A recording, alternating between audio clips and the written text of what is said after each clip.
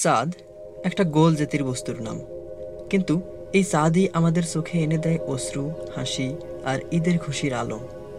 তবে জানো কি, এই চাঁদ নিয়েই আছে অজস্র রহস্য আর গভীর ধর্মীয় তাৎপর্য। ইসলামে চাঁদ দেখেই রোজা শুরু হয়, আর চাঁদ দেখেই শেষ হয় মাহে রমজান।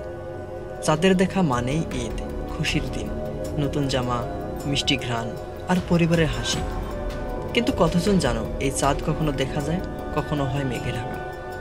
আর তখনই শুরু হয় চাঁদ দেখা কমিটি, বিতর্ক, অপেক্ষা, আর ঈদ কখন হবে সেটা নিয়ে সাসপেন্স।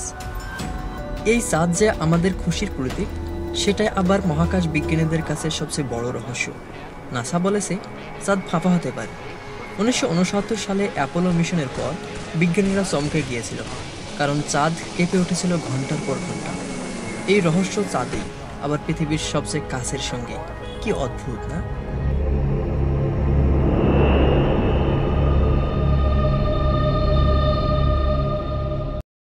ইসলামে চাঁদ সময়ের হিসাব রাখে, হিন্দু ধর্মে এটি চন্দ্রদেব। কিন্তু ইসলাম বলেছে কিয়ামতের আগে চাঁদ দ্বিখণ্ডিত হবে। সেই ঘটনা কি ঘটেছে, নাকি ভবিষ্যতের কোনো চিহ্ন? আর বর্তমান যুগে যে হারে চাঁদ দেখা নিয়ে দ্বিধা আর প্রযুক্তি নির্ভরতা বাড়ছে, তাও কি কোনো ইশারা? তুমি হয়তো জানো না, কিন্তু এই চাঁদই আমাদের এক করে ঈদের রাতে।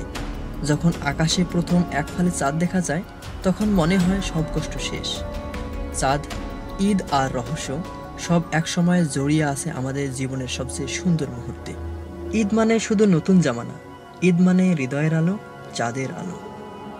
ভিডিও ভালো লাগলে একটা লাইক, কমেন্ট দিয়ে জানিয়ে দাও, আর সাবস্ক্রাইব করে পাশে থাকো, কারণ আমরা আছি চাঁদের আলোয়, সত্যের খোঁজে।